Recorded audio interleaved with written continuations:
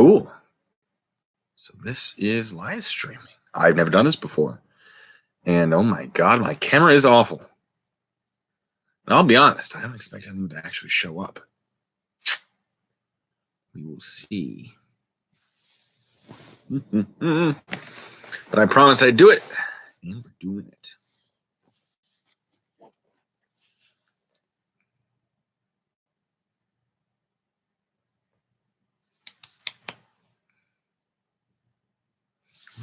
Oh, people. Who is watching? Who's giving me thumbs up? Say hi in the chat.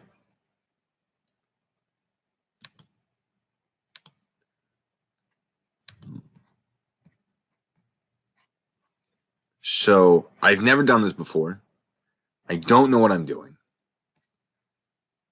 That is the extent of that. Hello, stranger.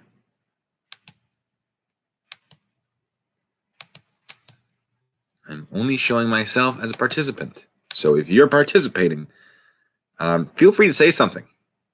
Type something out. Hello, Popcorn. Welcome to the live stream. Charles Vandergriff, hello to you as well. I think there might be one more of you, two more of you. I'm amazed that people are actually showing up. So thank you for being here. Let me see if nope, still doesn't show you. Cool. Well, we still got a minute before this officially kicks off. Hello, TR. Good to have you here. Geedy, hello. So I invited a whole bunch of people who have been very much against the idea that you cannot film a military installation. So I'm hoping they'll show up. They probably won't. But I suppose I should explain why I'm doing this live stream. The live stream is because I hit 500 followers. I thought I'd try it out. 500 seemed like an appropriate place to start. And I thought, what better way to sort of have a live stream than to discuss basically the first thing that I did on this channel, which was to sort of figure out whether or not an installation can be filmed. That's a great question, Crater Maker. The legal definition of an installation per the law. So per the law, it basically comes down to what the Secretary of Defense thinks is an installation. They have a lot of authority, autonomy, I guess would be the right word for it. And through that, they often say, look, secretaries of the armed forces, and I'm going to use the Army, Secretary of the Army example because I was in the Army, and that's the thing I know. I don't want to start making assumptions about the Navy or the Air Force and the Marines or anything like that. Hey, Humberto, thank you very much. Hello to everyone else in Puerto Rico as well. Hope you guys are doing okay down there. But anyway, the installation. So there are a few regulations where you can find the definition of an installation. I think Army Regulation 190-51 has it. I don't know that regulation is still used anymore because they just put out a new version of Army Regulation 190-13. And if you guys have seen my newest video I put out today, I do discuss, I can't actually talk about 190-13 in detail because it is for fish use only. It's not unclassified like some of the other ones are. I think 190-51 was unclassified. So I can talk about that, but if it's not being used anymore, it doesn't matter. So in the definitions of, if you check 190-13, the 2011 version is available online. I know there's a 2003 version, which isn't as up to date, obviously. There's like a 1993, I don't know. The best one is 2011, I think, for you guys to find. If you really want to request the most recent version, you can do that through the Freedom of Information Act. But essentially, and I'll explain that, Popcorn, who the auditor was in just a moment. It's essentially the installation is the group of buildings that make up, it's basically DOD-owned buildings that are in a single area. So a restricted installation is that group of buildings, but you need special access cards or special access codes, or there's some sort of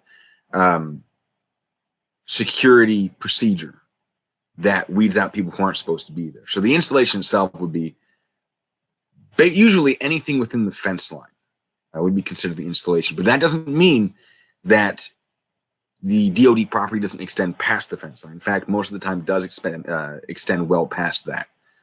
For example, my last video, JBLM, the filmer who was filming, and the filmer, Popcorn, it's just a camera. He's an auditor that audits in Washington State for the most part, as far as I can tell. He's pretty new, I think. He hasn't come across my radar until a few months ago. And that might just be because there's so many people out there that I keep track of. And before any of you call me out on this, I'm sure some of you will, I fully support auditing. I think it's a great idea to go out there, film things, watch the police. I don't think that you should be going out there harassing the police officers while they're trying to do their job. I don't think you should be trying to get people upset for YouTube views. That I completely disagree with. But if you want to film the police, keep them accountable, by all means. I was a police officer. I wanted people to keep me accountable as well. If I'm doing something, if I'm being held accountable, I better be doing my job right. And I better be doing my job right whether or not someone's filming me. And people have filmed me doing my job. And I never had a problem with it because I knew what I was talking about. But as far as restricted installation goes, so the group of buildings within the fence line usually. And by law, you can't film it. If you look at the 2011 version of AR 190-13, you will see in section 6-3 that specifically states that you cannot film the access control points, the IACP, installation access control point. You cannot film that. So per 18 USC 795. So that the installation access control point, absolutely you cannot film. The actual fence line itself is ultimately up to the base commander whether or not they want that to be filmed. I can tell you when I was on JBLM, we did not enforce filming of the fence line. If someone was filming the fence line, cool, they can have at it. There weren't enough of us to really enforce that. It wasn't that big of an issue. There's nothing really important by that fence. There's a lot of stuff. You can film on the base. You can film off the base. You couldn't film the airfield. You couldn't film the skiffs, which is like the secret compartmentalized information facilities, something like that. That might be wrong. I never really interacted with skiffs. I don't know exactly what the acronym is, but I know you couldn't film the airfield. You couldn't film anything marked as "don't film this" under 50 USC 797 of the Internal Security Act of 1950, also known as the McCarran Act, I think. And you couldn't film the access control points. Those are the big ones that we actually enforced. So auditors tend to know this. They know that the access control point is going to get them the most views, and so they go and film it. And they think, "Oh, I can film what I want. I'm not on base property," which often isn't true, or the law violates my constitutional rights. Right? Like you can't enforce this law because it's a violation of the Constitution. But the thing is, there are plenty of restrictions of the First Amendment, which this falls under. For example, and the example I love to use is I can't kill babies in the name of religion and then say, well, you can't prosecute me for murder because it was for a religious purpose. That's protected under the First Amendment, right? There are obviously restrictions, and I recommend reviewing Ward versus Rock Against Racism. It establishes what needs to be met for those restrictions to be valid and lawful. Let me read the chat real quick.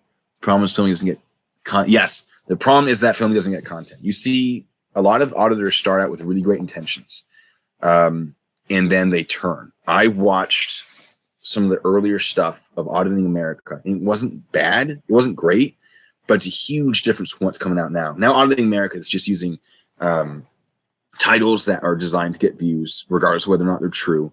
The group that's involved in that are being very aggressive towards the people they're talking to, or they won't necessarily start aggressive, but they'll turn aggressive very, very quickly. And they'll ignore, one of the biggest problems is they'll ignore people trying to help them. I like to go on those videos and I'll send out like, hey, by the way, here's the law. And I'll find some people that are really just like going crazy about it, right? They're losing their minds about these police officers. Hey, this isn't tyranny. This isn't whatever. Like that dog is allowed to sniff you in public while you're not detained. Okay. This is the whole thing. I love doing it. And I love having the conversations. And there's some people that just are absolutely insane out there.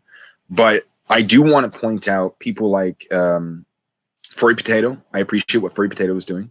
A lot of people think I'm against Furry Potato because of the video I put out, 2 videos I put out about an incident in, gosh, I don't remember where. And that wasn't me saying Furry Potato was wrong. It was me establishing what she'll need to prove in court. Sorry, reading the chat. But there have been some really interesting things. She was shot. A security guard fired their weapon at the ground. It looks like an accident. As someone who has handled weapons and pulled security, it looked like a negligent discharge. And then the instant change in demeanor of the security guard was very suspicious. Like that's not the demeanor and the change in the whole everything that you would have from someone who intentionally pulled the trigger, in my opinion. There's an incident where she was by a film crew while on a public sidewalk, and she was assaulted, and there's a police officer that just ignored it. So there's some really great content coming out of Furry Potato. Nasty Nathaniel, I disagree with a lot of the edits and the sound effects used, but does an absolutely incredible audit. He just stands there. He's very polite. He doesn't bother anyone. And you'll notice that when he doesn't bother anyone, nothing happens to him. The police aren't the assholes because he's not an asshole. And it bothers me that people don't understand that police are human beings. They're going to respond poorly to negativity towards them, with enough negativity. And you work as a police officer for 10 years and people are negative to you every single day. It's going to build up until eventually they might snap. And that's a problem. And if people are having a problem with the police, one of the best ways to fix it, is 1, learn the law so you know who the bad police are. And 2, treat them like people, because they are people, and you'd be amazed how much of a difference that makes, because they're not used to being treated like people. Let me read the chat. Yes, triggering. Poster 7. I do want to talk about Poster 7. So Poster 7 is very interesting, and a lot of people don't read Poster 7. I have a couple videos that discuss it. I think Gordy's Safe Space, the audit on Gordy's Safe Space, I discuss it. And so the thing about, let me adjust my laptop so it doesn't overheat. It's my green screen back there. I'll figure it out. So the thing with Poster 7 is basically, if you want to express something, that's what it's for. That's the place to do it. And you have non-public forums, which are places that are accessible by the public, but you can't do whatever you want. So you don't have the freedom to hand out flyers in a post office. You can't set up a tent and say, well, I have freedom of assembly. So a post office can restrict certain things. And Poster 7 states you can film unless there is a rule in place that prohibits it. So if there's an issue in that location where people are just like filming other people's credit cards, and that post office establishes rules saying, all right, no more cameras because of this problem, yes, that's absolutely allowed. And not all post offices have that rule. So it really makes sense to do some research before you go to a post office and you try to call them out on Poster 7, because they absolutely can stop you from filming. And they won't charge you under a law that prohibits filming, but they will trespass you. They'll say you need to leave, and if you don't, they can have you removed and charged for trespassing. And that is how they do it. I agree, Charles, about Nasty Nathaniel. I haven't seen Onus News, but I definitely should check that out. Oh yeah, poking the bear. Yeah, look, guys, it's the military. If you're filming a military base, it's the military, and they're not assholes about it. Generally, they show up, and oftentimes they're pretty like, hey man, can you not?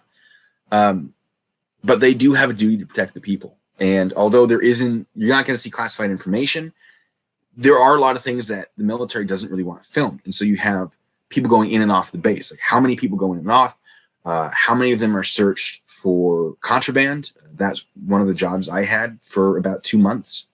It's a rotational position. So they'll put someone there for a bit and then they'll swap them out for someone else. And it's a lot of fun searching through people's cars. A lot of weird stuff in people's cars. And I am glad it didn't last longer than 2 months, but we don't want people to know necessarily or record how many people get filmed, how many people get searched, what the procedures are if you find contraband, what the procedures are for a security threat, the amount of people that travel. There's a lot of stuff just for the flow in and out of the base that isn't classified information, but it's definitely worth protecting. And the idea of just like put up a wall so no one can see it doesn't really work. It wouldn't be feasible. You could always just have someone get a really tall ladder and just film down. And so in 1948, the United States put out a law saying like, hey, if the president says you can't film it, and it's a military installation, you can't film it. In 1950, President Truman said, all right, if the Secretary of Defense or the Secretaries of the Armed Forces say you can't film, you can't film. And then various regulations were approved from there. So this isn't anything new, and it isn't often enforced. It really isn't, but it is enforced. And I think the most recent one I found was in 2019, Zhao Qian Li, I think his name was. He wandered onto a beach that was DoD property and started filming antennas or radar or something like that. He was charged with a full year. You can receive up to a year in jail for this. And he got it. But I assume part of that was for trespassing as well. Oh man, Johnny 5-0. Don't even get me started on Johnny 5-0, ignorant pleb. It's he gets stuff wrong. He gets stuff wrong a lot, and he isn't very receptive to people correcting him when he gets stuff wrong. He's fun to watch. I'll give him that. He's very fun to watch, but he's not an expert. I wouldn't say, and I'm not an expert either, but I do a hell of a lot of research into this stuff. So if you guys want to check anything that I'm putting out, I encourage you to do so. I am confident that my information is pretty accurate. There's always that 5% chance.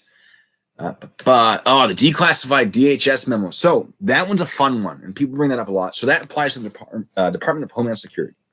Military installations are under the Department of Defense. So that memo doesn't actually apply to the DOD. It only applies to DHS, which are federal buildings, not military buildings.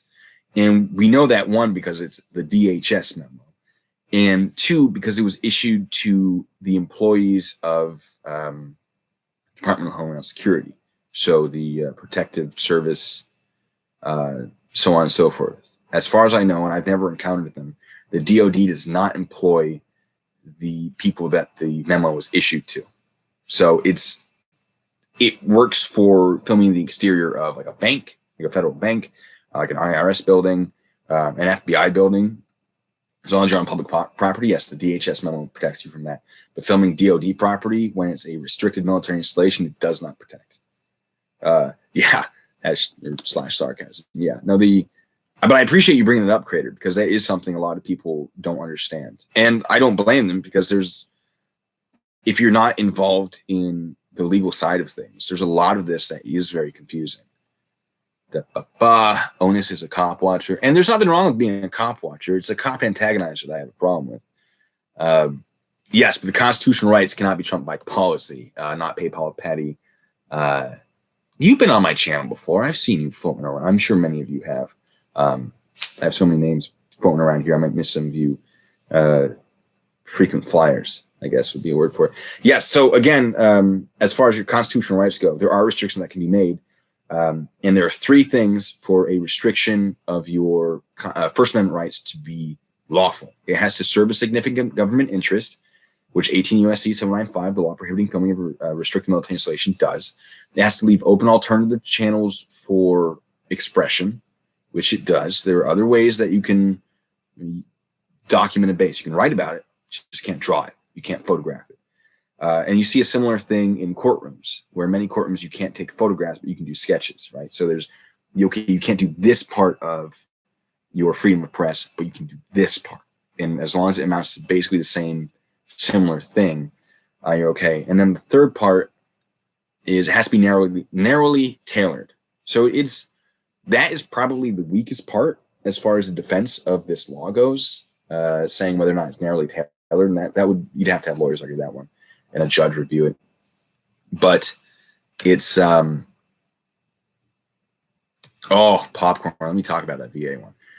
So there are restrictions. There are ways to restrict the First Amendment, and we see that through libel and slander laws. We see that through inciting violence laws, where your freedom of speech isn't protected if you're inciting violence against another person. So there are definite restrictions, and filming a military installation happens to be one of them. And before someone brings it up, someone might have also brought it up. 18 U.S.C. 795 applies to someone on public and federal property. It doesn't matter where you're standing from. If you're filming it, it's no bueno. However, if you aren't on federal property, local police can and often do decline to enforce that law. They'll show up and say, all right, cool, we're busy, dealing with shoplifters. Just don't do anything dumb. And they'll leave. And you see this all the time in these videos. People are like, see, the local police don't think I'm doing anything illegal. It's the local police don't have to enforce it. It's a federal law. And yes, you should question authority, but you should also educate yourself on not only what the authority is doing, but why they're doing it. What are the reasons, right? Like, this law existed because someone found a loophole and they were abusing the system to other people's detriment, to the detriment of society. In 18 U.S.C. 795 was basically created to counter Soviet espionage in the Cold War. And they'd started the process. There was it didn't start in 1948. I think it started in 1938 with a congressional act where Congress was like, wow, these fascists, we don't really like them. We should probably protect our military secrets before World War II. And so there is a big history regarding it. And I think eventually the law probably will be removed. I don't think it's going to be around for the next 20 years, but I think it will be around for the next 10 for sure, until it just becomes impossible to enforce. And they say, we'll just strike it from the books. But at the moment, it is a valid law and it is enforceable. As far as that veterans one, he was wrong. He was not allowed to film, maybe. So the VA rules. There is a code of federal regulations for filming the VA, and he might have been violating it as a member of the press. He was definitely violating it as a member of the public. See, to be a member of the press, you have to have a message to deliver and an audience to receive it. And that comes from the Supreme Court case of Hurley versus the Gay, Lesbian, and Bisexual Group of Boston. And if you do not articulate that you are a member of the press or that you have an audience to receive your content, then you don't have the protection of the press. You can be detained, you can whatever, and charges might be dropped from charges that are brought against you might be dropped, but your detention or your arrest would be lawful. He didn't articulate at any point that he's a member of the press. And so them saying, look, like, we get that you want to film, let's go fill out some paperwork so you can film. They were totally willing to work with him on that. Like, yeah, let's go fill this out so we know who you are. And if anything gets leaked, we can come back and be like, hey, you violated HIPAA. I see Humberto is bringing up HIPAA. And yes, that does apply to everyone. It doesn't just apply to doctors. I looked this up. I thought it only applied to doctors for a long time. And I talked to a doctor. And they went, no, here are the relevant things you need to read. And I read it. It applies to anyone leaking that information. So if the hospital can actually say, like, yeah, we have patients that come through. We have children patients that come through. You can't film those. You can't film this type of person. They come through this area. Like, you can't do it. They can absolutely do that. Because, again, the hospital is another non-public forum, which we discussed before. So, yeah, he messed up on that one. I think he said all charges were dropped, but there was a bit of a fight for that. I don't know if they were just dismissed without prejudice or they were dismissed with prejudice. Dismissed without prejudice means the charges can be refiled at a later date, but they're just not willing to prosecute at that time. Dismissed without prejudice means they can't be refiled against you. Yes, not PayPal. You are correct in telling VGS that. But I think VGS is agreeing. HIPAA applies to a few things, not just records. I know there was an incident where a film crew from a news station got in a lot of trouble because they went and they filmed some patients in their hospital beds, and the patients hadn't given permission to do that. And that's not patient records. You're not allowed to film a patient in like a secure setting, like in a ER, for example, if the hospital doesn't allow it or the patient doesn't allow it. So it's actually, there's a lot of things to it. And it's understandable that people get confused, but if a hospital says no, in this area, like there are things that can't HIPAA, I would take that seriously because it's probably pretty accurate. What else? Photographing military coffins. I don't know anything about photographing military coffins. If they're in public, I say go for it. Where are we? Oh yeah, no, TR. When they're not getting attention, some of them start name calling. Oh, that, yes, that is bothersome. One of the things, oh man, that makes me think of the idea. So they'll go out, these auditors will go out. And again, like, by all means, go do it. And they'll get in people's faces and they'll make people upset. And if you're making people upset, you're probably not doing the thing that you think you're doing. If you're trying to do a good thing, if you're trying to be an activist, fantastic, good. But if people are upset by what you're doing, maybe you need to reapproach it. And one of the things I want to bring up on that is Hate the State. Hate the State was not an activist. He was just an asshole. And he's in jail right now, fighting a lot of court cases against him, a lot of felonies. And it's amazing that he's like, I can do this because I can do it. Not because it's the right thing to do, but because the Constitution allows me to do it. Technically, what he was doing, the Constitution doesn't allow. But again, if people are like, hey, you're actually breaking the law, instead of being like, no, I'm not, screw you, maybe read it, maybe give them that. Rogue Nation, I feel like Rogue Nation sounds familiar. Are they allowed to seize footage? So that brings me, I was hoping someone would bring it up. I'm going to bring it up because no one has. The Toledo Blade incident. So Toledo Blade is a newspaper in, I don't know. And they went to a tank manufacturing plant. And I don't mean like propane tank. I mean military tanks, like pew-pew, blow things up. And they filmed. They got their footage of whatever they're doing. And the security came up, took their cameras, detained them, said, you can't film here, deleted their footage, and then released them, gave them their cameras back. The footage was deleted. They sued the government or that plant, whoever they sued, for violating their constitutional rights. They said their First Amendment had been violated because they weren't allowed to film. They said that their Fourth Amendment had been violated because they were subjected to an unreasonable seizure and search. And I think they claimed the Fifth Amendment as well, for whatever reason. And then they claimed the Privacy Protection Act, something like that. I could be getting that name wrong. They also claimed the Privacy Protection Act, which says that filmers don't have to turn over their materials. And it, I think, was designed to protect sources, saying like, look, you can't require the press to turn over a confidential source, right? And then it became, you can't make them turn over their footage at all with limits. So you can seize it as evidence. You can't then go into it and then delete it without a warrant, right? So this was an unwarranted search and seizure of this camera. It was done illegally. And so a lot of people will take that case and say, well, they won though. They won $18,000, which means that 18 U.S.C. 795, which is the law that would prohibit them from filming that tank plant, is not valid. What you need to understand is the claims that their First, Fourth, and Fifth Amendment rights had been violated were dismissed. The judge was like, no, they weren't. They can absolutely stop you from filming. However, they can't take your camera and delete your footage. So you get money for that. And that's really what it came down to is, if anyone thinks that the Toledo Blade incident proves that you can film military installation, it does the exact opposite. But as far as seizing the camera, they can take your camera. Yes, they can take it as evidence. And then they can get that footage. Either if it's a huge national security concern, they could probably do it warrantless.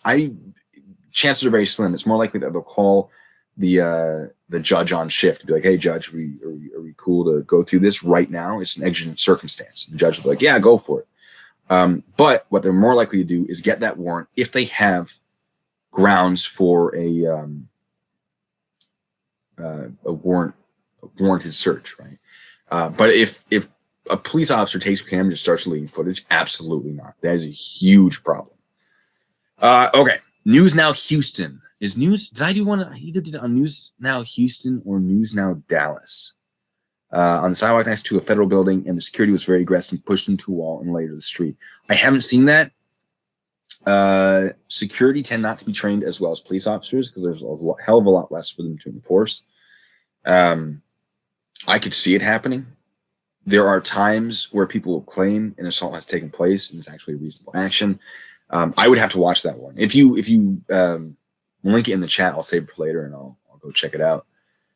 But yeah, filming on a sidewalk next to a federal building and without any other information, I would say that no, they can't just push you around like that. But there are exceptions to that. Very, very limited exceptions. What other questions? Hit me with your other stuff. I'm amazed that anyone showed up. I just want to say that again. I had no idea. I thought 2 people would show up and leave. And I think we had 17 people on here at one point. So I'm really glad you guys are here. But what else do we have? You know what? I'll type it in the chat. It's this is the one I use for my YouTube channel.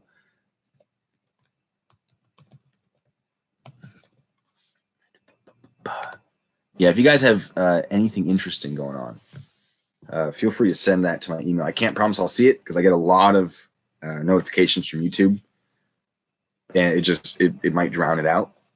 But thumbs up to you too. Yeah, it's one of the problems is I'm not trying to say I'm an instigator, but I'll go into the comment sections of very anti-police, anti-government videos, and I'll just be like, actually, here's the real deal. And I try to be polite about it. It doesn't always work that way. I try to start out polite, and I try to sort of stir things up, not because I want to troll people or get them upset, but I want to make them think, right? And part of the problem is if I do that too well, if I go into a place that just really hates cops, I'll just get hammered with messages. And sometimes YouTube won't send me all the notifications of all those messages. So it's really upsetting because I do want to reply to all of them. You'll notice I love replying to you guys' comments on my videos.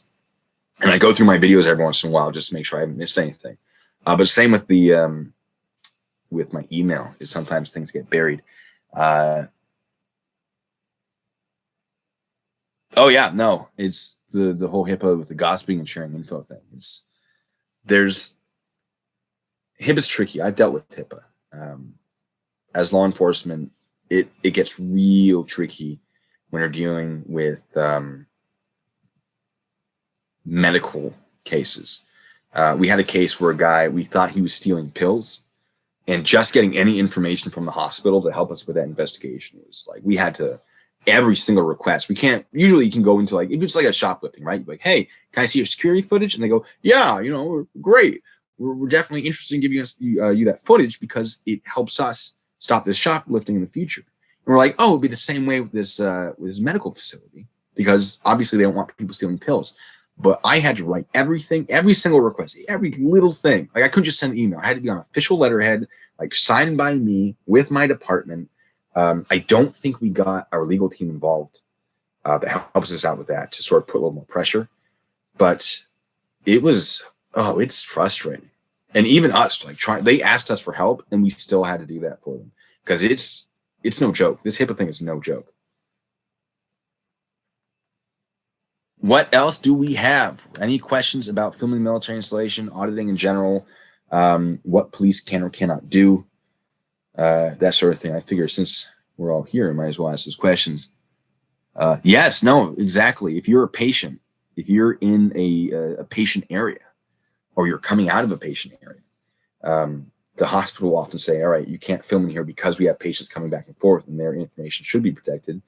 And the fact that they're coming here for treatment should be protected.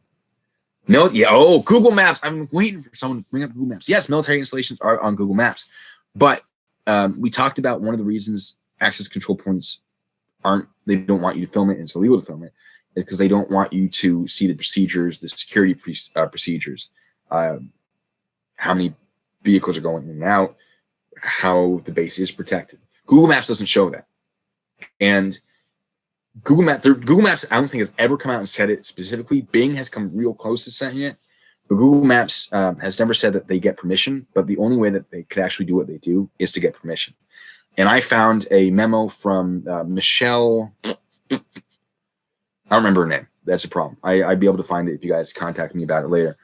She was she's former CIA, someone way up top, and she basically said the DOD permitted Google to do Google Maps and all the photography because they wanted that industry to be dominated by an American-run company.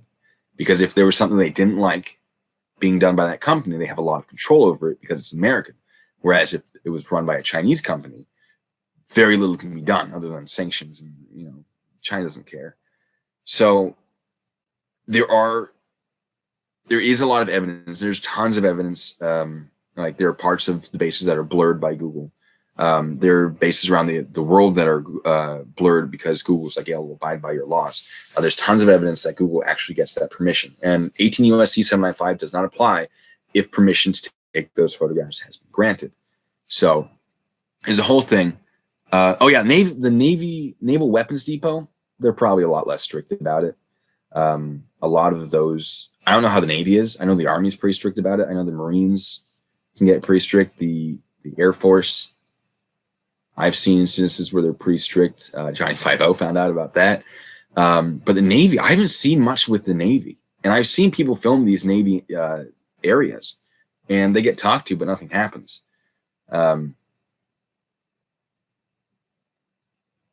Oh yeah, the Fort Knox. Yeah, Fort Knox is real picky about their security, from what I understand. I've never been there. But obviously, like that base basically exists to protect the United States gold reserves. That's a big part of it. They are on standby to. There's always someone. I think. I've never been there, but from what I've heard from the rumors within the military, there's always a unit at Fort Knox that's on standby to like rush at the gold reserve if someone tries to attack it.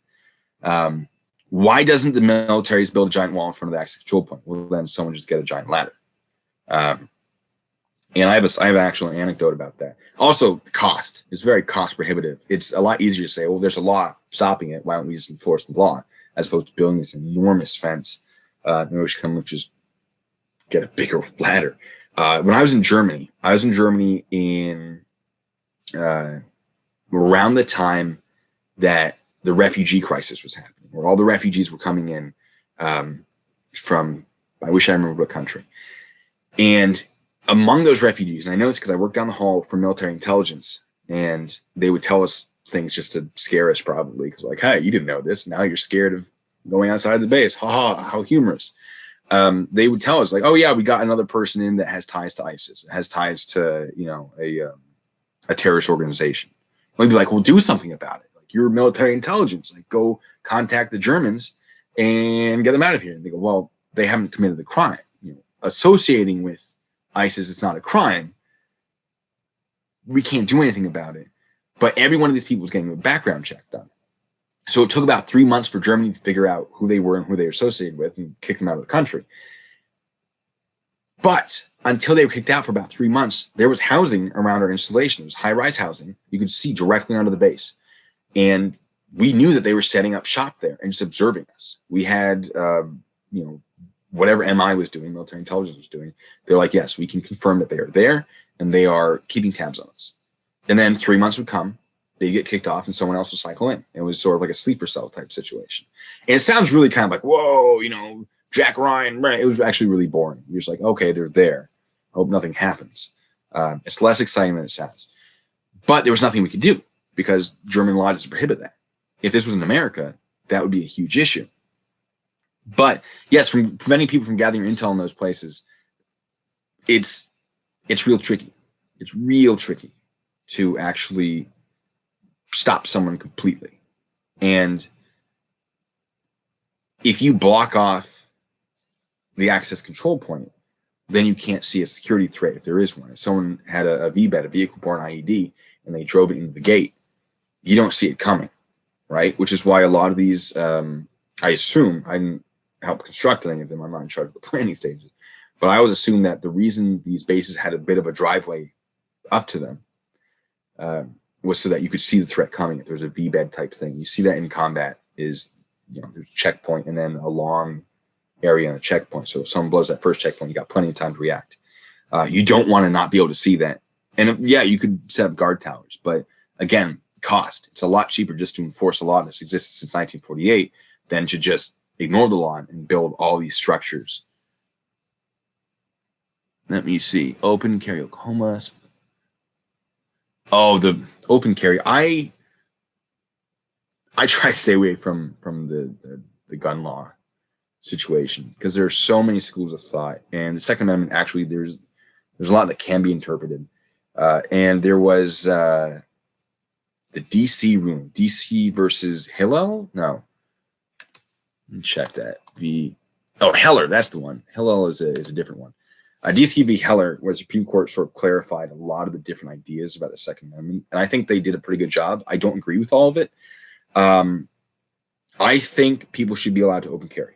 I think, though, that it isn't harmful to require them to go through some sort of training so they know how a gun works, they know how to shoot it. Because the last thing we want is for them to accidentally shoot somebody because they don't know what they're doing, or just because of handling the gun, or to be firing at a real threat lawfully, doing the right thing, and then hit a small child behind them because they weren't trained to check the background, I guess, which is something that we receive a lot of training on. Is like, if you're going to shoot at someone, you better make sure that there's no one behind them that might get hurt. And of course, in a life or death situation, that sometimes goes out the window, and that's incredibly unfortunate. But let me see. Yes, the bad translations of military signs. And some military installations don't have signs. And that's,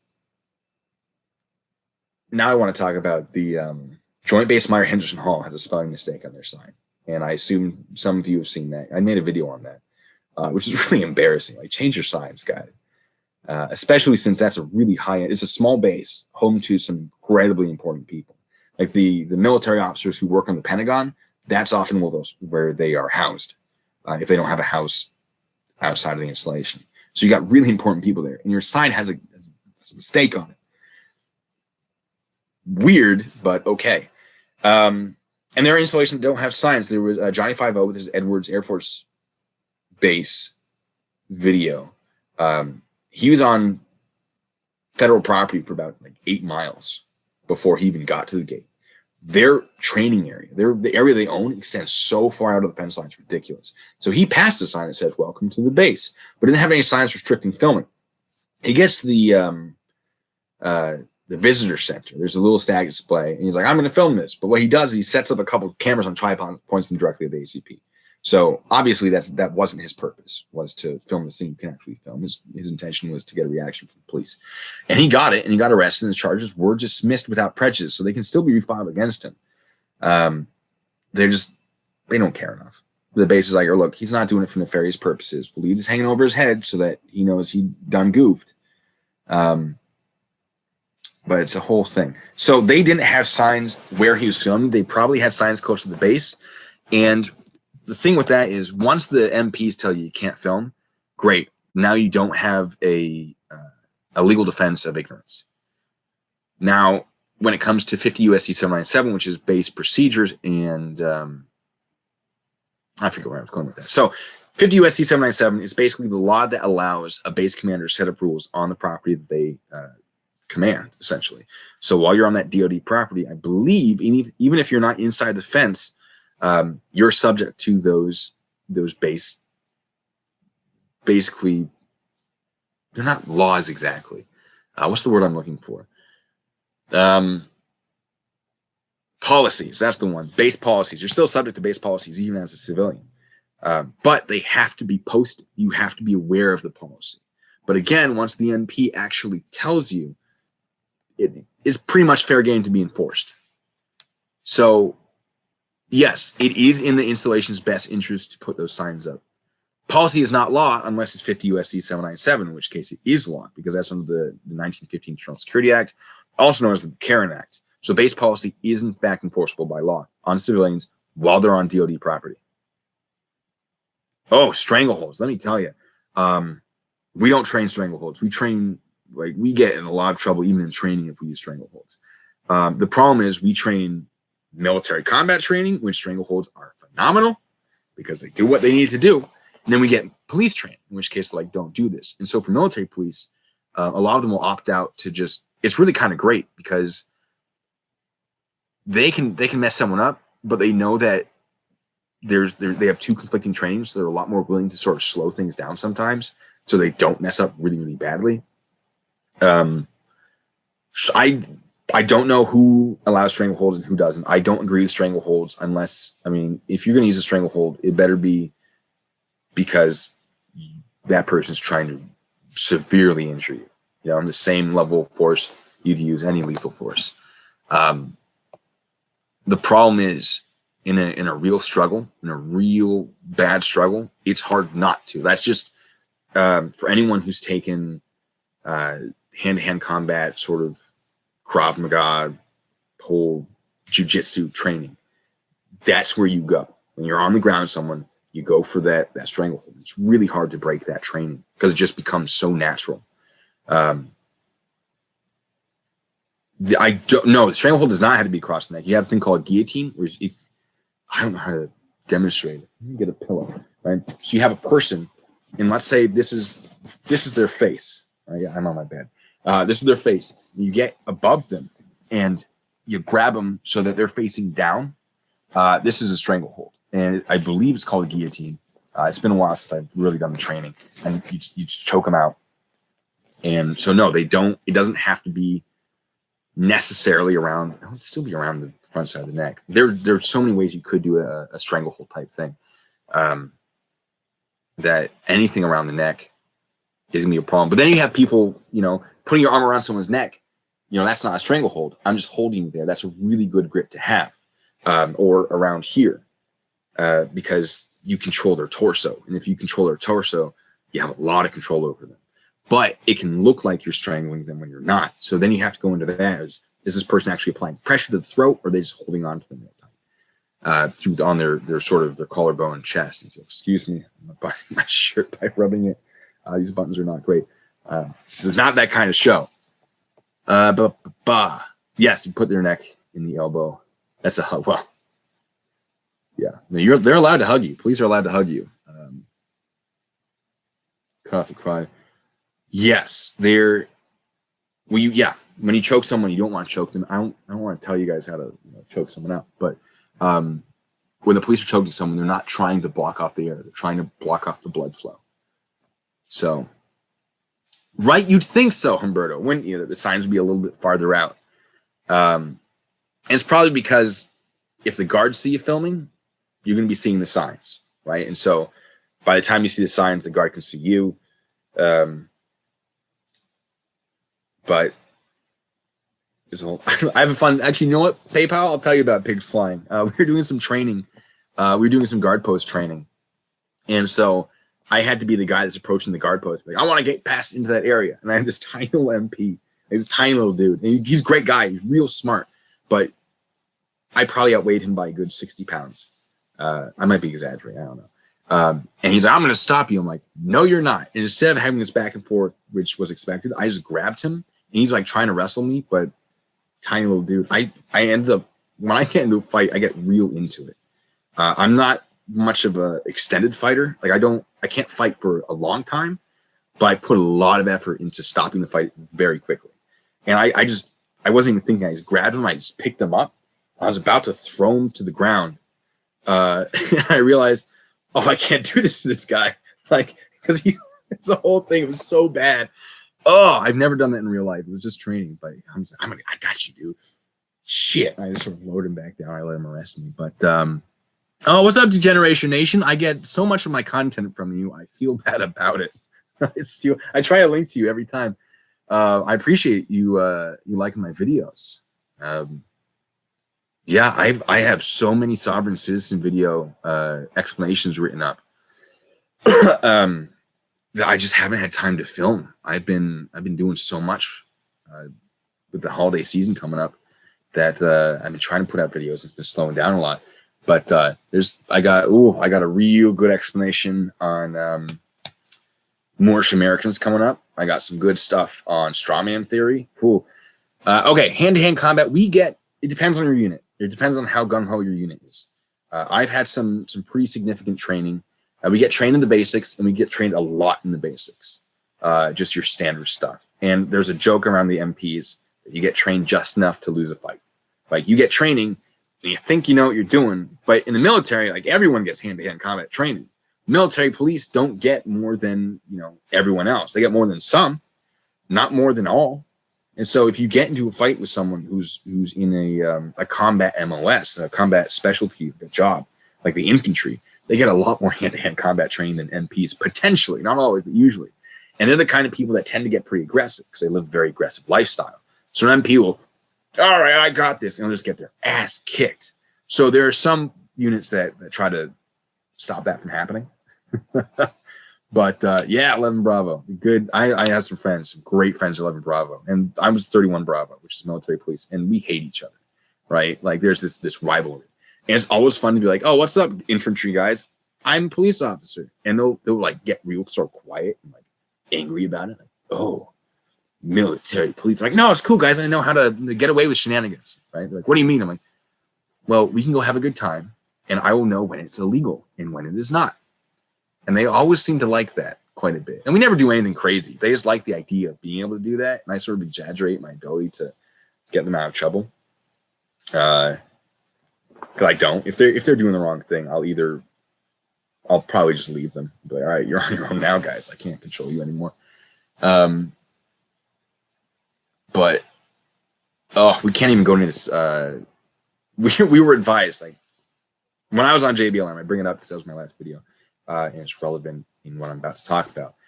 There are special forces that train there, or that reside there. They have special forces units.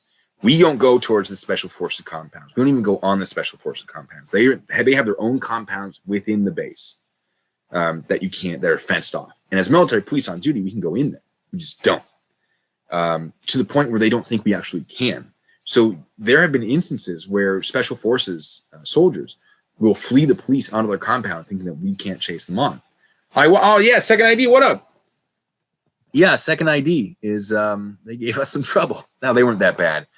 17 fires was just lighting dumpsters on fire. So much. Let me tell you, 17 fires can go, stick up themselves. Yeah, oh, good times.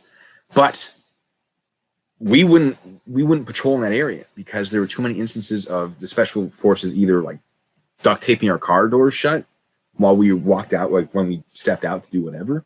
And then some of them would get drunk and attack us. And I wasn't there during the attacking, but like it was enough of a problem that we were told like, no, just they'll take care of themselves.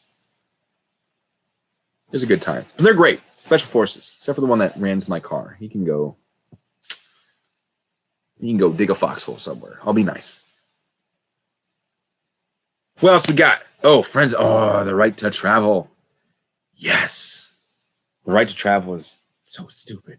I've been trying to get a sovereign citizen interview. I have the plumber that I use. He's a phenomenal plumber. Absolutely insane. And he is hardcore sovereign citizen. His girlfriend's anti-vax. They believe all the conspiracy theories. He's a flat earther. Like, it's a whole thing. Oh my God. We try, you know what? The MPs, some of them are pretty decent. There are a couple assholes in there. And I always tried to be like, pull them aside and correct them. Like, you don't need to yell at this guy for having loud music. But civilian police, the thing with the civilian police is, truth alert. I'm gonna monitor that now. So the thing with civilian police is they're a lot more willing to write tickets because they have oftentimes the ability to do it quickly. As an MP, I didn't have a computer. Everything was hand jammed. We did it all on paper, on the spot. It took forever. It was frustratingly slow. Then we have to go back to the police station, put it onto a real computer. And I much rather would just have a talk with someone and be like, hey, this is what you did wrong. Your license plate's illegally displayed. If you get in a crash, it's going to come back and cut you in the throat because it's on your dashboard. Like, you're risking a lot. Your passengers there, like, they don't want to be involved in that. It's a whole thing. I'd rather just have that conversation every day. The moment that I'm convinced that they're not going to change themselves, cool, you're probably getting a ticket. And they have a thing called the asshole tax, which is if you're an asshole, if you make it worth my time to write you that ticket, I'll write that ticket all day. I'll do it. But I don't want to, right? I want to just, here's your issue. Here's what you're doing wrong. Let's fix it for next time, right? Unless, of course, you're just blowing through stop signs, you're texting and driving, doing that. There are things I do not allow. But for like a light, I've never written a ticket for a headlight out, I don't think. Never done it for a license plate light out. But when it comes to civilian police, the ones with the money, right?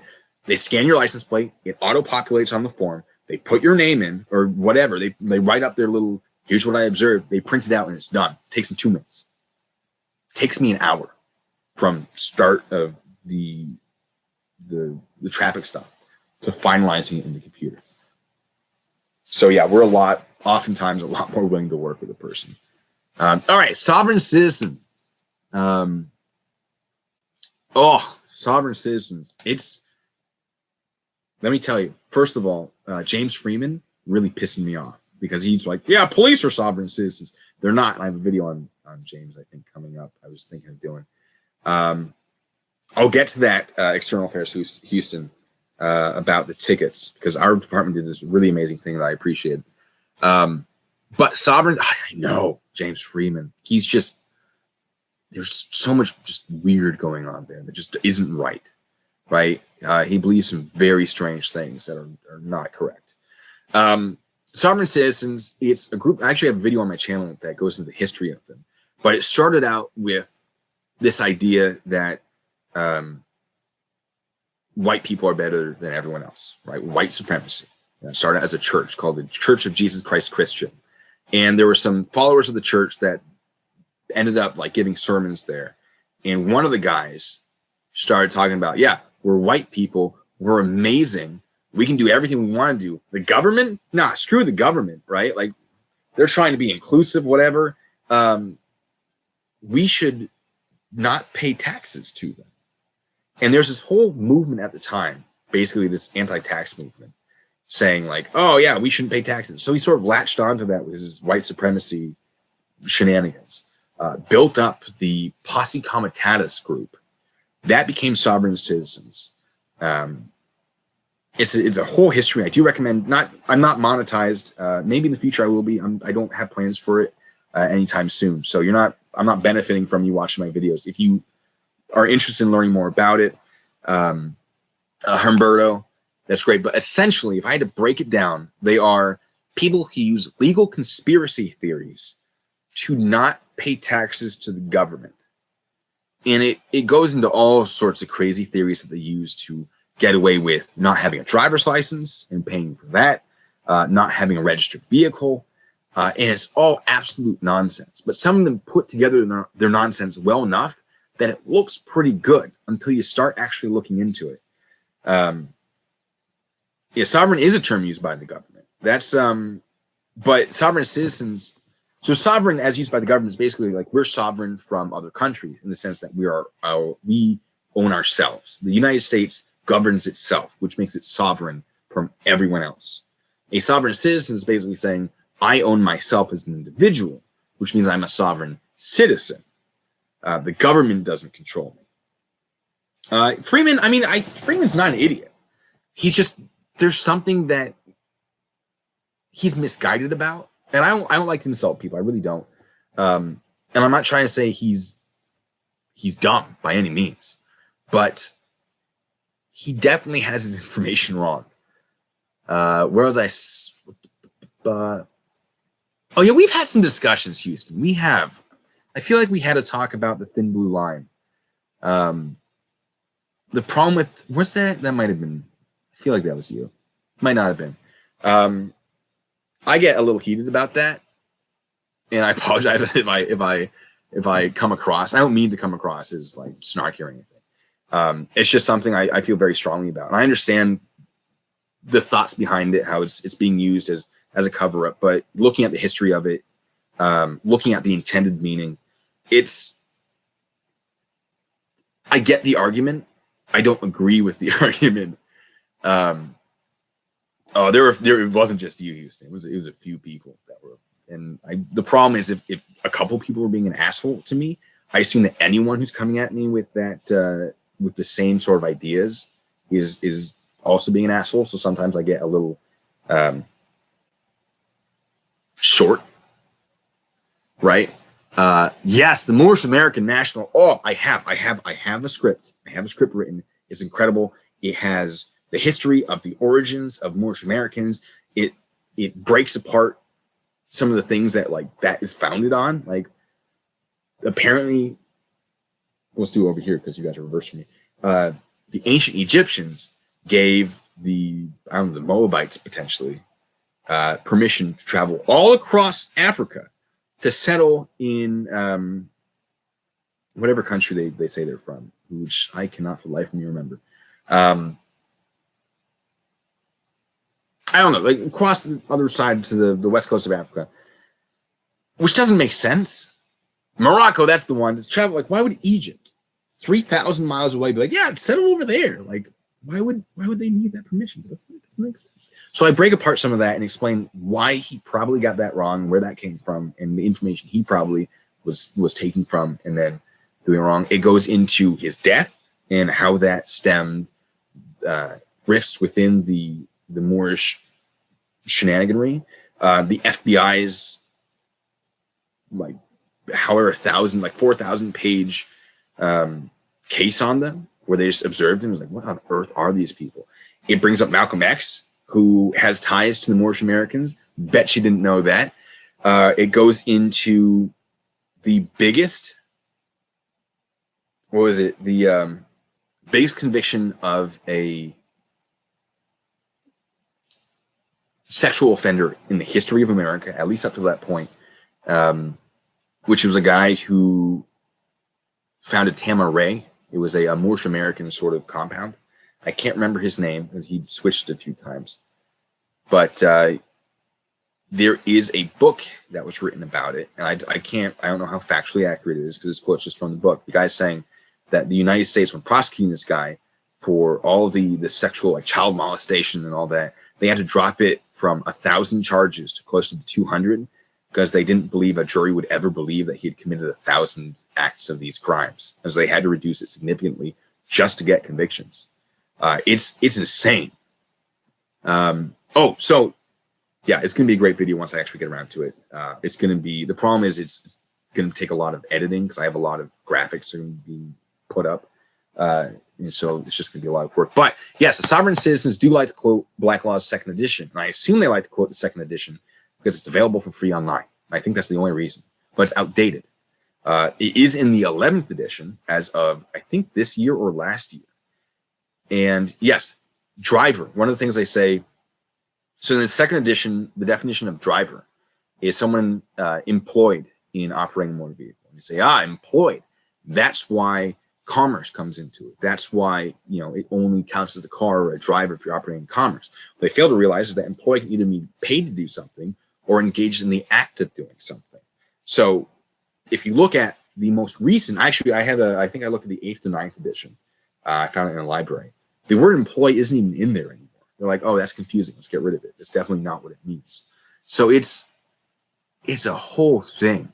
And what I love, Virgo Triad. I do know Virgo Triad. That has popped up a few times, and I have to. I'll check that out because I do know of that channel. Some of you think I'm a lot more involved in these communities than I am. I'm in so many communities. I try not to go too in depth. I have been doing a lot in the sovereign citizens. It's a weird rabbit hole to go down.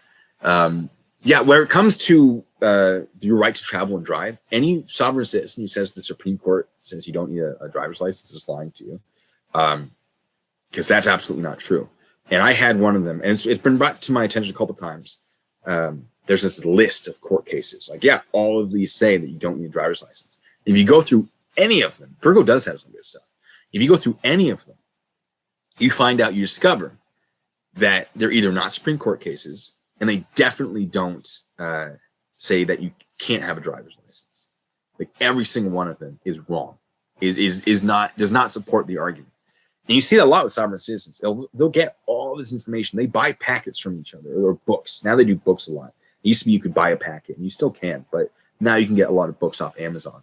And it'll just be this overwhelming amount of information, and no reasonable person would check all of it, unless, of course, you're me, who is not a reasonable person and goes through a significant amount of it just to disprove it. So they don't do that because they don't want to do that. They don't want to know. They just want to have all this information. So, yeah, no, the whole commercial transit thing is absolute garbage. Like, there are laws for commercial transit. One of my favorite things is they go, admiralty law, right? Oh, it's this evil thing. No, admiralty law it's just a separate type of law. You have criminal law, you have civil law, and you have admiralty law, which sort of falls in both. It's anything that happens on water, right? If it's an oil spill in water, if it's commerce in water, if it's you ran into another boat while you're in a boat, that's admiralty law. It's like saying traffic law is its own separate secret set of laws. right? It's just traffic law is for things on a road. Admiralty law or maritime law is for things in water. It's not some secret set of laws separate from the Constitution. The Constitution even mentions like admiralty law as a thing, because at the time it was a big deal because they used it. There's a lot of law dealing with the trading agreements with England under admiralty law because it was commerce and was taxed. It was all that. I don't have a Patreon. A couple people have suggested it to me. I've been thinking about it. I do have plans for merchandise, for some fun little. I don't know if you guys have seen. I have this. I don't know if I put it out. I have this little bacon that I've dressed up in little police outfits, and I'm thinking if I do make money off of this, I want most of it to go to fundraisers. For example, domestic violence, because there's a problem with domestic violence in the military, certainly, and with the police itself. It's not as high as a lot of people think, because a lot of people will cite 20, 30-year-old studies on it, and things have improved since then. But I do think it would be worth sending some money their way. And then any I appreciate that, Ian. God, you've been around for a while. You the whole Ian McGuire thing. That was fun watching you and your shenanigans. And Auschwitz Welcoming Committee. Haven't seen him in a while, but good times. Anyway, well, I'll see what I can do about merch. There are some things I want to do, some videos I want to do.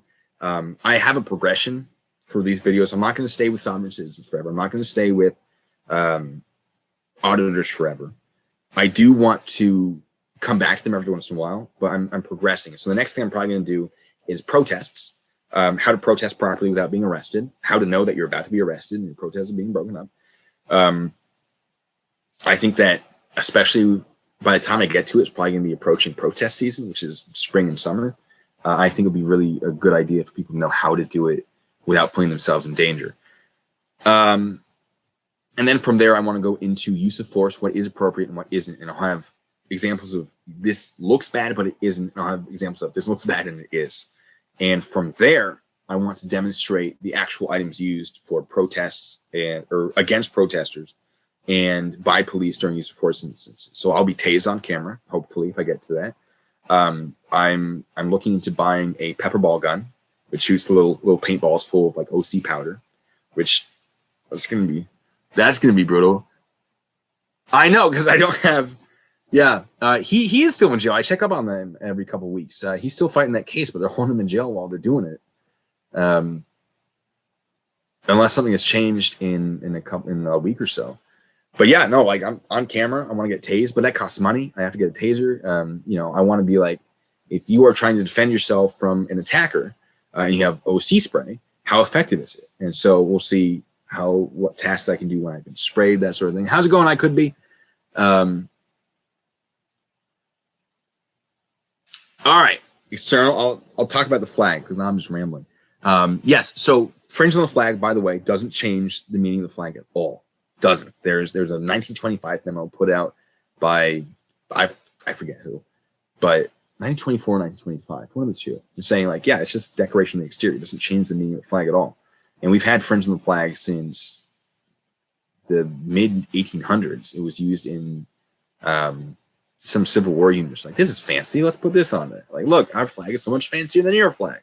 And then in the 1890s, the military is like, you know what? We should officially adopt that. It doesn't make it a military flag. It just means that it's sort of a ceremonial flag in the sense that you don't see it on flags flying outside because the fringe is actually pretty fragile. Give me a second. I actually have a flag with fringe from World War II. I'll show you guys what I'm talking about with this fringe for those of you who don't know.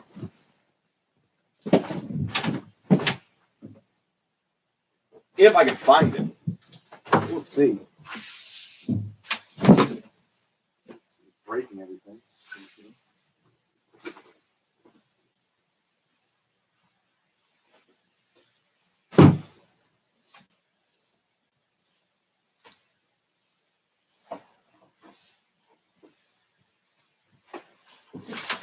Ooh.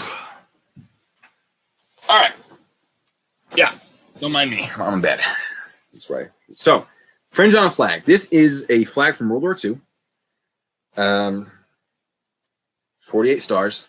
I'm not going to make you guys count it. But you got this fringe. And this fringe doesn't change the meaning of the flag at all. It's just decorative. So you generally wear this for flags for ceremonies, or you have it indoors. Because if it's in a ceremony, it's not going to be outside for it. You don't have to worry about it being damaged because these are, it's expensive. And then indoors, it's indoors. So that's the whole thing. Oh, thank you. I'm kind of proud of this one. These are not cheap.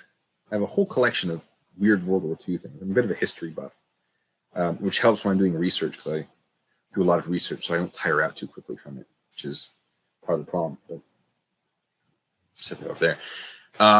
Now, when it comes to the law of the flag, which I think Houston, you're alluding at, if you see the U.S. Navy out 1,000 miles offshore catching drug runners, it's more than 50 miles offshore because of the jurisdiction.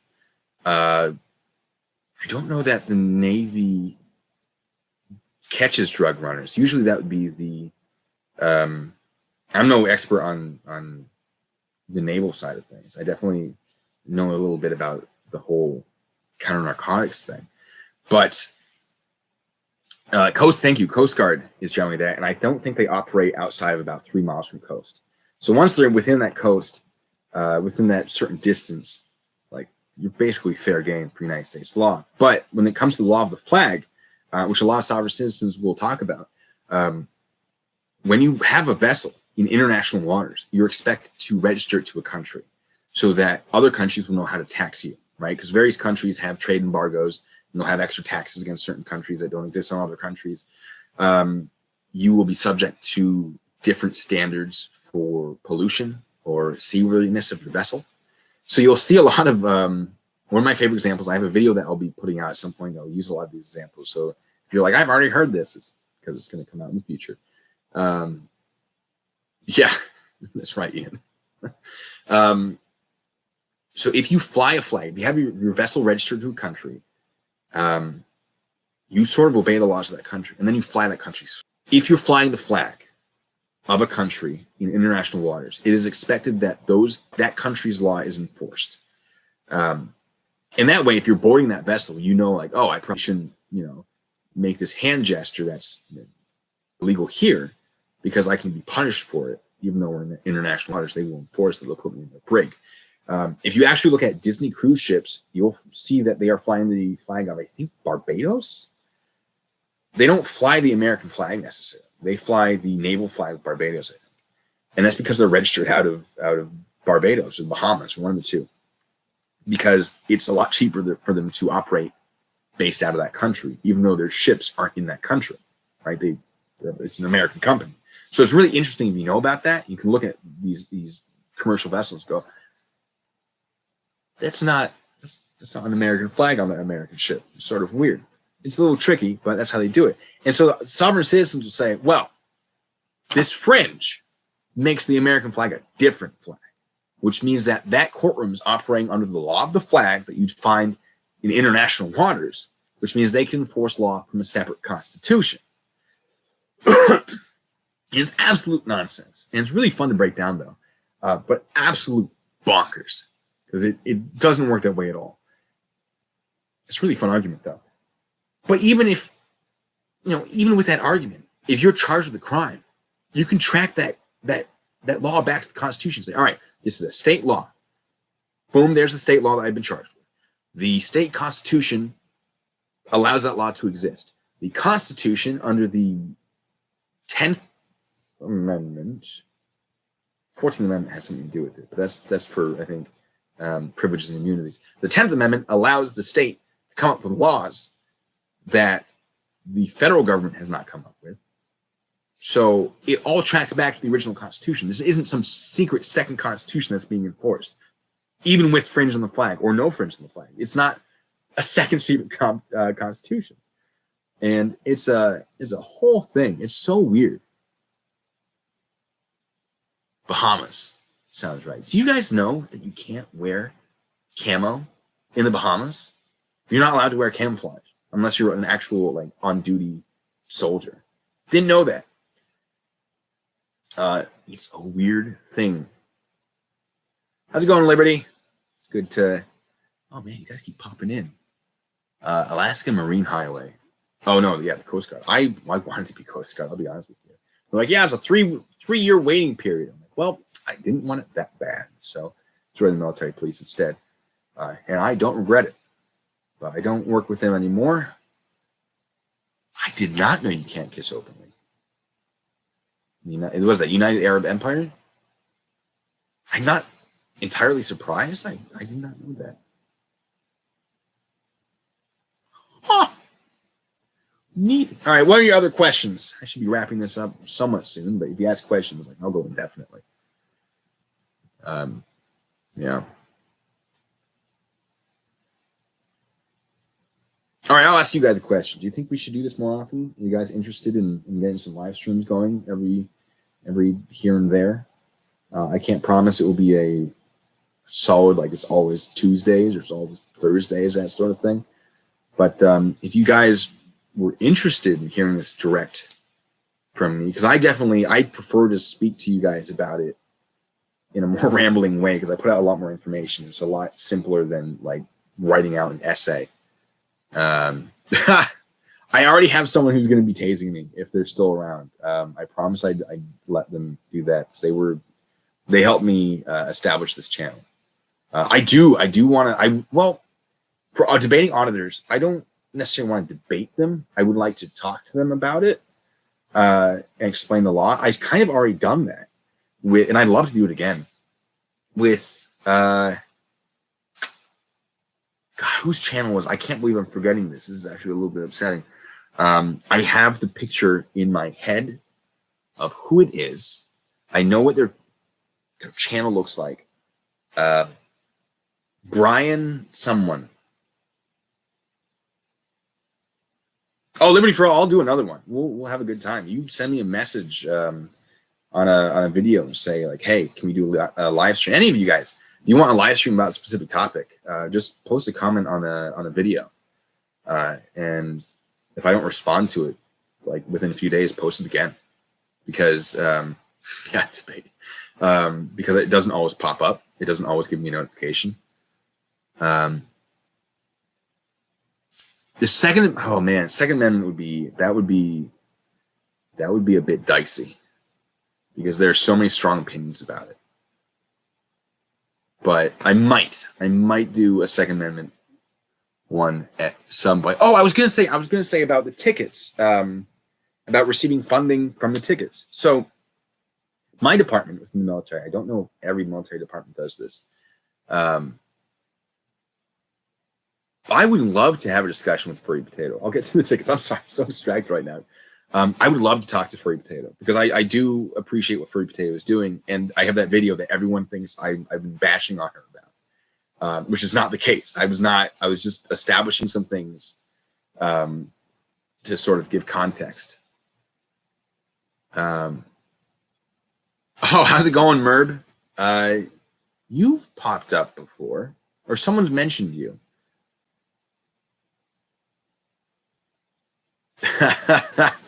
Now, I've been convinced I'm wrong before. It's not easy, and I'm not saying that's because I'm right, but I'm a little stubborn sometimes about things I do a lot of research into. Certainly, if I don't know much about it, I'll generally be like, maybe, and I'll leave it at that. I'll be like, that's something I'll have to look into more before we have a discussion. But it's something I'd like. The whole filming and restricted military installation, the amount of research I've done into this, and that I continue to do, just to see if anything news popped up, is a little extreme. Anyway, but tickets, you guys are distracting me. Tickets. My department didn't get money from tickets. Our tickets were the least amount that we were allowed to charge. I think they were $50 for most things, unless there were some that were more. For example, you didn't have insurance, it was like $100. But each ticket, like a speeding ticket, $50 with a $30 processing fee. And that was the minimum that the state would allow us to enforce. That's it. We couldn't go any lower than that. So we didn't really profit from tickets. We barely wrote tickets. And again, like, we mostly just had conversations with people about it. And I think that's not a bad way to do it. I think there are some things that should cost money. It should hurt people financially. Because if you have a lot of money, a ticket's nothing to you. But soldiers don't tend to have a lot of money. So we were pretty reasonable with them. I don't know much about filming a restricted military installation. Well, I would personally disagree. We have had conversations, haven't we? So a lot of people get confused: restricted access and restricted information. Information, I mean, it has different classifications for its security. So things that we see with restricted access, or things that we see with restricted information that you won't see with restricted access, for example, for official use only. If you want the definition of a restricted installation, I recommend checking out AR 360-1, which establishes that an installation within a restricted area cannot be filmed by a 18 USC 795.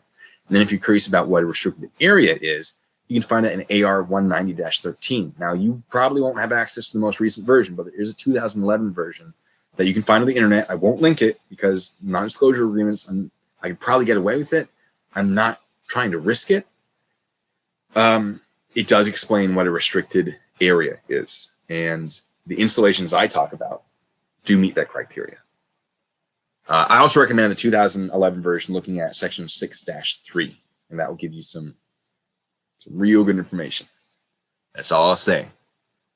Yeah, city budgets. There are cities that it is a problem. They'll enforce all sorts of weird things, and sometimes that's not the department's fault. Sometimes the governor will say, "Well, I don't want to do more tickets." Like that's me issuing you instructions. Write more tickets so we can put funding towards some other department like education. And so they'll have ticket quotas, which is not allowed. That's not legal to have a quota for tickets. Now, if you're doing your job properly, you don't need a quota. Like I could write tickets nonstop. There's always something going on that you can get someone for. Just about. Like people are terrible drivers, at least in this area. So people are always just rolling through stop signs, or texting and driving is a big problem out here. You always have someone with a taillight out. It's a base is an installation. All right. Since this was the intended purpose of this video, NERB, a 5-33. I don't know. So yeah, an installation by definition is basically a group of buildings. DoD installation is a group of buildings. And that you can find in the definition section of AR 190-13. I think 190-51, which recently got dropped, but it should still be fairly accurate. And it will tell you what a restricted area is as well. And again, if we look at 360-1, we know that an installation within a restricted area cannot be filmed. Oh yeah, the whole links thing. I don't know if I can allow links. If there's information you want to share with me, Houston, all that sort of stuff, my email is sergeantbluebacon@gmail.com. You can send it to me and hopefully I see it. Or you can drop a comment on one of my videos. I'm citing Army regulations, MERB, because of 18 USC 795 and Executive Order 10104 allows that. So 18 USC 795 says, if the president declares that a military installation cannot be filmed, it cannot be filmed by law. That's a federal statute. And then President Truman in 1950 said, all right, cool. So yeah, the president, me, is declaring that if the Secretary of Defense or the Secretary of the Armed Forces declare I'm paraphrasing pretty hard here, declare a military installation is restricted, can't be filmed. And so from there, the Secretaries of the Armed Forces define what a restricted installation is through their regulations. And so it all matches up with 18 USC 795. You go ahead and make a video. But I do want to let you know that these Army regulations are incredibly relevant to 18 USC 795 because it establishes through the proper procedures created by 18 USC 795 that restricted installations within restricted areas or installations within restricted areas meet the criteria for that law. Not on base only. I encourage you to find anything within 18 USC 795 that states that it's only on base, that it can be enforced on. And it doesn't make sense for that either because you have 50 USC 797, which can only be enforced on base. So why would we have two laws that do the same thing, only enforceable on base, right? And I can do you one better. And I mean, please, no, read through the laws. I encourage you to read through those. If you look at my newest video, I have a list of the laws I bring up: 50 USC 797, 18 USC 795, 18 USC 797, Ward versus Rock Against Racism, Executive Order 10104. I have all that listed and links to them in my most recent video. Merv, I somehow doubt that you've put together a video within the last minute. Only if you're a soldier, Houston. Article 15 only applies to soldiers. 18 USC 795 and 50 USC 797 apply to civilians and soldiers as well. Did Merb actually post a video? That's amazing. Merb, you card, you. Oh, yeah, no, DUI off base, you're screwed. You're getting charged by the civilian law enforcement and by the military. This is a bad time. Don't drink and drive, people. But I can't wait, Merb. Can't wait. But no matter how much you mock me, my information is pretty good. So if you want to debate my information, I encourage you to do so, because, you know, I'm not making these laws. I'm just telling you guys what the laws are. But I feel like that'd be a good place to start, is going at the information directly. Oh, no, that's exactly what I thought you did. I was like, there's no way he just made a video.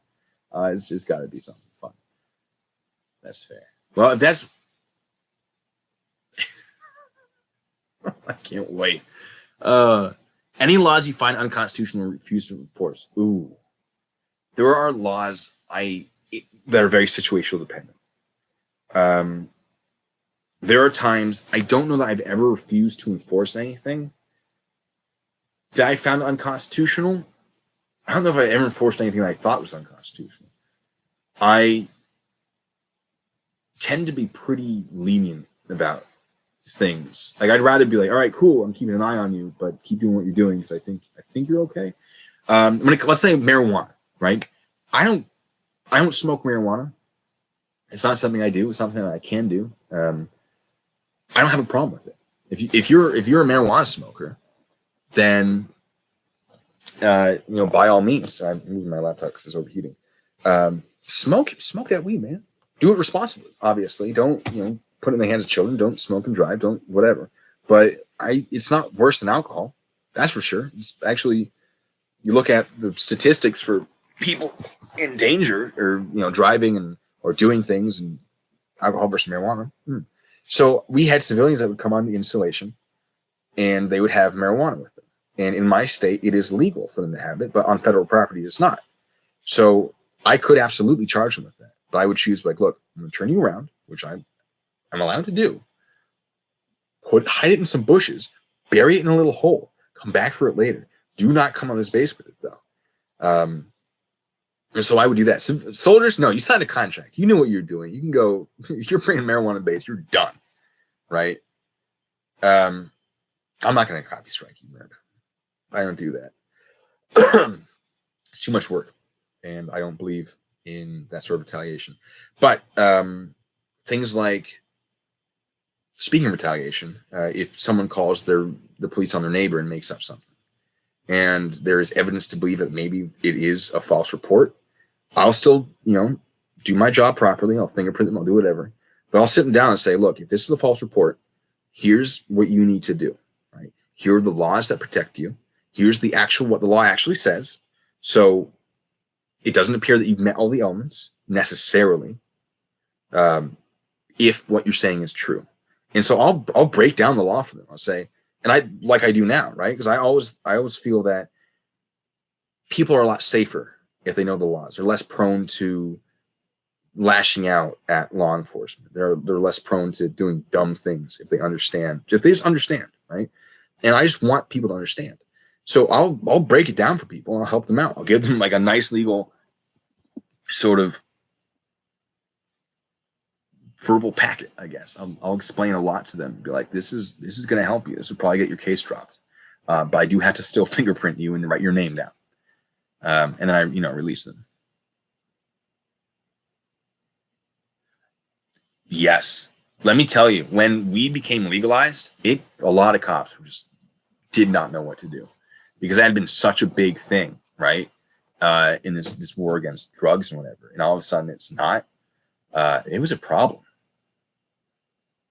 But as far as unconstitutional laws, if there's something I think is unconstitutional, I generally do a lot of research into it to figure out why it exists in the first place. But if it's a law I disagree with, I won't necessarily look the other way, but I won't be very harsh about it. Yeah, Merb, the thing with Merb is if your argument becomes, well, laws are stupid, I'm not arguing that this 18 USC 795 shouldn't be a law. Why is message retract? Oh, okay. You did that. I'm not saying it should be a law or should not be a law. I think it makes sense at the moment. I could be convinced otherwise.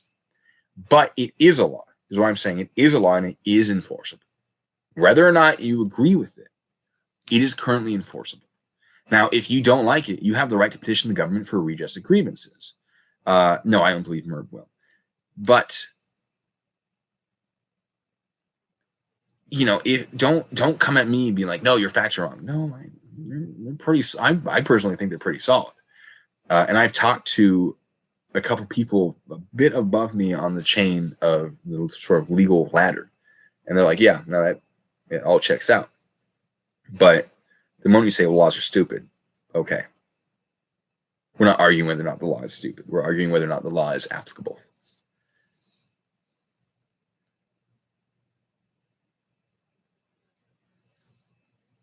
Yeah, I'm not necessarily sure, Liberty, that's because, oh, Merb, are you a sovereign citizen? You refuse a contract with the government. I'm not trying to be insulting. Some people are insulted by that. I'm not trying to be. But the government contract is a strictly. Are you playing? You must be playing games with me right now, Merb. You must be playing games. Oh, right as I was about to shut this thing down, being, all right, guys, have a nice time until next time. He comes at me. I can only assume. Yeah, I can only assume. Merv. Once you started that, I was about to. You almost got me rambling. Good times. Okay, good. No, I got so excited for a moment, and then it just kept happening, Merv. It just kept happening. I was like, this is too good. It's too good to be true. There's no way. I love it. All right, well, I got to get out of here. This lasted much longer than I thought it would. I'll check it out, Merb. I absolutely will. Let me. What is it? Merb 34. Where was I?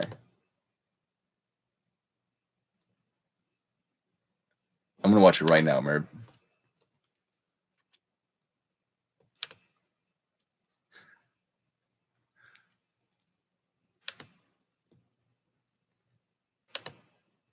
Is this just my channel?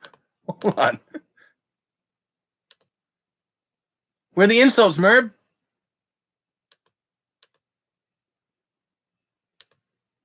Is my wait. My audio's down. Has my audio been off the entire time? It's